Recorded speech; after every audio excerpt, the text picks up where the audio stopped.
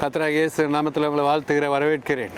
இந்த வேளையில் எபேசியர் 5:4 அப்படியே வம்பும் புத்தீனமான பேச்சும் பரியாசமும் தகாதவைகள் ஸ்தோத்திரம் செய்தலே தகும்.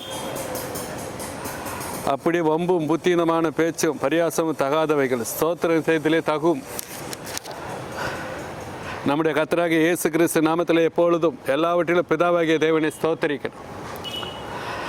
எபேசியர் 5:20 படி பிதாவாகிய தேவனுக்கு ஸ்தோத்திரம் செலுத்தணும். எப்பொழுதும் எக்காலத்தில் கர்த்தரை ஸ்தோத்திரிங்க தாவீது சொல்கிறார் பாருங்கள். 27வது வசனம் எபேசியர் 5:27 கரைத்திரை முதலானவைகள் ஒன்றும் இல்லாமல் பரிசுத்தம் பிழையற்றதுமான மகிமையுள்ள சபையாக அதை தமக்கு முன் நிறுத்து கொள்வதற்கு தம்மை தாமே அதற்கு ஒப்பு கொடுத்தார். குமாரன் உடல் பொருள் ஆவி ஆத்ம சரீரத்தை ஒப்பு கொடுத்தார். அதுபோல் நம்ம குமாரனுக்கு உடல் பொருள் ஆவி ஆத்ம சரீரத்தை ஒப்பு கொடுக்கணும். சிலுவையில் எல்லாவற்றிலும் ஒப்பு கொடுத்தார். நம் முன்னோர்கள் சித்தர்கள் குமாரனுக்கு சுடாத போலதான் பிடிக்கும். எழுதினதே துறவிகள் எழுமணும். குமாரனுக்கு துறவிகள் எழுமணும். சுடாத போல எழுமணும். எல்லாரும் சுடாத போலமாக நிற்கணும். துறவிகளாக நிற்கணும். குமாரன் நான் பரிசுத்த நீங்களும் பரிசுத்தமாக நில்லுங்கன்னு சொல்லிட்டார். மத்தேயு 20:19 சொல்லார் அன்னகர்கள் உண்டு வல்லவன் இதை ஏற்றுக்கொள்வான். துறவிகள் உண்டு வல்லவன் இதை ஏற்றுக்கொள்வான். ஜெயிக்கிறவனுக்கு எல்லாம் தருவேன். வல்லவன் ஜெயிப்பான். ஆம்பளை யாரோ பாவத்தை ஜெயிப்பா, சாத்தானை ஜெயிப்பா.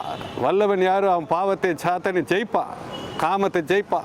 ஆமோஸ் 3 ஒரு மச்சத்தில் விளையாடி கொண்டு இருக்கிறவங்களை மீட்டெடுன்னு மேய்ப்பர்களை கட்டளையிட்டு இருக்கிறாரு. கனியற்ற உறவை கடிந்து கொள்ளணும். படுக்கையில் சாரத்தை இழக்கக்கூடாது. சாரம் உள்ள உப்பாக இருக்கணும். நம்ம பரிசுத்தமாக இருக்கணும்.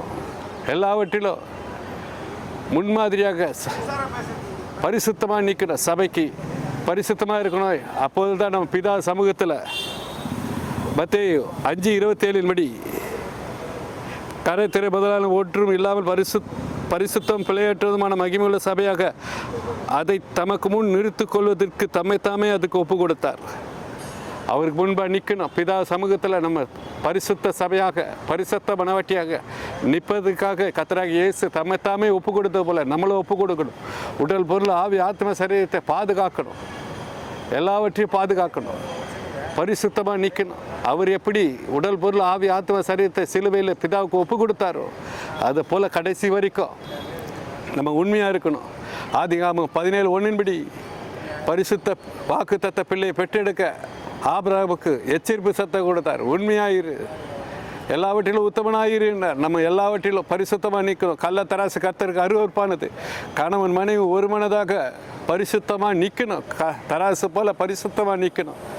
கள்ளத்தராசு கர்த்தருக்கு அருவருப்பானது. பரிசுத்தம் இல்லாமல் நம்ம பரலோகத்துக்கு போக முடியாது. கணவன் மனைவி பரிசுத்தமாக நிற்கணும். நம்ம இப்போ ஜெபிப்போம். ஹல்லேலூயா. எபேசியர் 5 படி கனியற்ற உறவுகள் கடிந்து கொள்ளவும் எல்லா ஜனங்களும் உம்மிடத்தில் வரவும் பரிசுத்தமாக இருக்கும். உம்முடைய ராஜ்யத்துக்குள்ளே வரவும் கிருபத்தாங்க ராஜா. எல்லாம் உமக்கு சித்தமானதை செய்ய கிருபத்தாங்க. பரலோகத்தை சித்தத்தையே செய்ய கிருபத்தாங்க. உலகத்தை வெறுக்கிறோம். உலகத்தில் எல்லா சுகபோகத்தை வெறுக்கிறோம். நீரே எல்லாவற்றையும் வெறுத்து உம்முடைய சமூகத்தில் வருகிறோம் ராஜா.